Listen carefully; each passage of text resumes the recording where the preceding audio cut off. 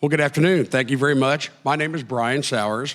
I'm co-host of Crappie Masters TV and the voice of Crappie Masters All-American Tournament Trail.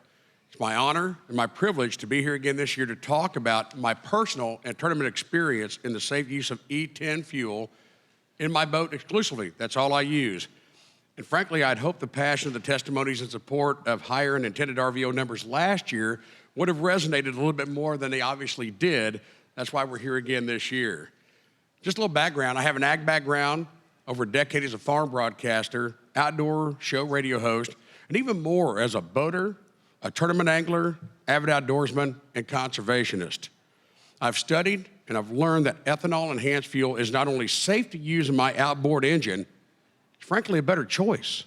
E10 runs cleaner, it's more efficient, with increased horsepower and performance. In fact, just ask the National Boat Racing Association, who use exclusively E10 in their boats. We're talking high-performance boats.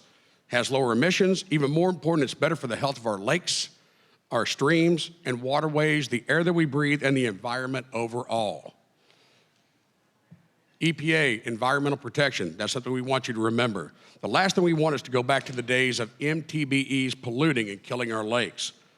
In my position with Crappie Masters, I see thousands of boats and boaters who support homegrown renewable fuels like E10, and they use it safely, as I do, with no reports of fuel-related engine issues caused by using E10. In fact, Crappie Masters, the Missouri Corn Growers Association, and American Ethanol, we teamed together back in 2015 to basically tell the truth about the safe use of E10 fuel in outboard engines after years and continued deception, myths, and negative propaganda demeaning the product and its use with, frankly, no scientific facts or evidence to substantiate their claims. Together, we decided to get sound science, research, and facts on the table so consumers can make an informed, educated decision, much like we hope you all will do for 2017 and beyond.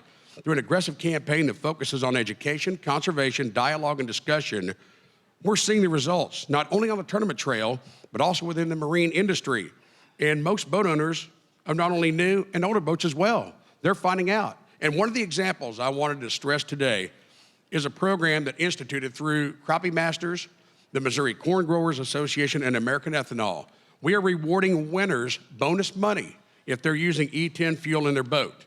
To this date, we have a tournament coming up next weekend on Truman Lake. To this date, I'm proud to say that every winning team in 2015 and so far in 2016 has used E10 safely in their boats with no complaints or fuel-related issues. In fact, y'all will get this, a list of names, including some names you might know, Jay Stone and John Godwin from Duck Dynasty and Duck Commander fame. They were also using E10 with no problems. In fact, this says, using E10, everyone, yes. And by the way, you're going, how do I know that they're using E10? The top winning team has to take a lie detector test. They are subjected to a polygraph test after every tournament. And that question comes up specifically. Thousands of dollars on the line for this, and these anglers have to trust their engines they're gonna perform. They're out there fishing for thousands. They can't afford breakdowns, and they all, in fact, it says right there, champions use E10 in their boats. They all trust E10 in their boats. And they're also aware of something very important, that every major outboard marine manufacturer has approved E10 for safe use in their engines without warranty issues. And we've had zero reports of anyone, winners or not, misfueling their boat. They're smart enough to know what is approved fuel-wise to put some very high, they have very high dollar engines. They don't want them breaking down. They show more concern about the gasoline blends, not ethanol. You're gonna hear, and you already heard testimony regarding the harm E15 can do to outboard and small engine motors. It's frankly a moot point. It's a ridiculous argument. It's not approved for use in outboard engines.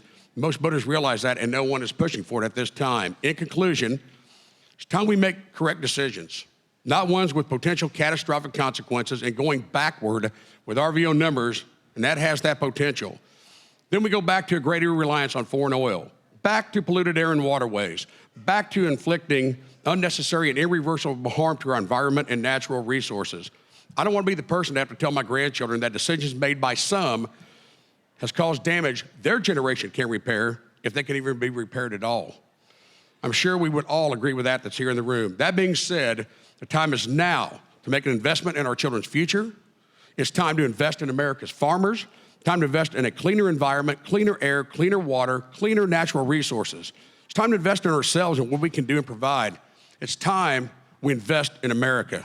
We're at a critical stage in this advancement of this great nation in so many ways, including our outdoors.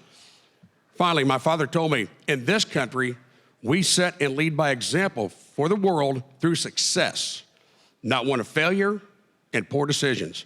I ask all of you, the EPA, to stand strong, make the proper decision, advance and increase the RVO number. Thank you all so much for your time.